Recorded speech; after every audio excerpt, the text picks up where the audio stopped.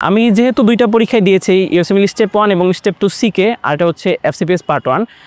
আমি বলবো যে আমাকে অনেক বেশি সহায়তা করেছে এই ইউএসএমএলের দুইটা পরীক্ষা। শুধু স্টেপ 1 দিয়ে হয়তো আমি এফসিপিএসে এই আশানুরূপ ফল পেতাম না, কারণ স্টেপ 2 সিকে সেটা তো একটা ক্লিনিক্যাল পরীক্ষা। আর আমাদের যে এফসিপিএস পরীক্ষা সেখানে আমাদের বেসিক সায়েন্স থেকেও প্রশ্ন আসে, আমাদের ক্লিনিক্যাল সাবজেক্ট থেকেও প্রশ্ন আসে। সো বেসিক সায়েন্স থেকে প্রশ্ন হচ্ছে ফিজিওলজি কীরকম হবে, তার বায়োকেমিস্ট্রি কীরকম, এইরকম। আর ক্লিনিক্যাল প্রশ্নগুলো হচ্ছে এখন কোন ইনভেস্টিগেশন করব, ফার্স্ট লাইন ইনভেস্টিগেশন কী, ফার্স্ট লাইন ট্রিটমেন্ট কী।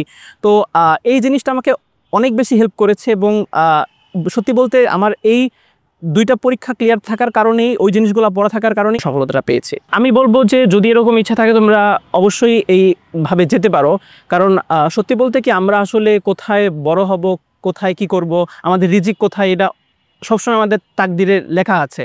তো এই জন্য তোমরা যদি কেউ ফার্স্ট থেকেই ইউএসএমএল স্টাইলে পড়ো, এখানে একটা ব্যাপার হবে কি যে প্রথম থেকেই বেসিকটা খুব ক্লিয়ার হয়ে যাবে, কনসেপ্ট ক্লিয়ার হবে। কারণ ইউএসএমএল পরীক্ষা আমাদের 5th ইয়ারের আগে আমরা দিতে পারি। অন্যান্য অনেক পরীক্ষা এমআরসিপি বা দেখা যাবে প্লাব, এই পরীক্ষাগুলো আমাদের একদম এমবিবিএস পাস করে তারপর দিতে হয়। কিন্তু যদি আমরা ইউএসএমএল এই পরীক্ষা দিই, দেখা যাচ্ছে আমাদের এমবিবিএস ডিগ্রির আগে আমরা পরীক্ষা দিতে পারি। আমি যেমন 5th ইয়ার একটা দিয়ে ফেলেছি।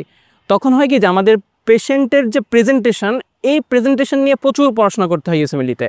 সো তখন একটা পেশেন্টের প্রেজেন্টেশন আসলে আমরা যেমন বাস্তবিক লাইফে খুব সহজে ডিল করতে পারি, আবার বর্তমানে যে এখন আমাদের দেশের ডিগ্রিগুলোর পরীক্ষা হচ্ছে, আমাদের যে এফসিপিএস পার্ট 1, এখানেও এই ক্লিনিক্যাল প্রেজেন্টেশন বেস পড়াশোনাটা আসে। সো আমি বলবো যে পড়াশোনায় কখনোই কোনো লস নাই। যদি তুমি সত্যি এফোর্ট দিয়ে পড়ো, তুমি শিখবে, এবং শেখা মানে আমরা আমাদের দেশের মানুষকে আসলে অনেক বেটারভাবে সার্ভ করতে পারবো।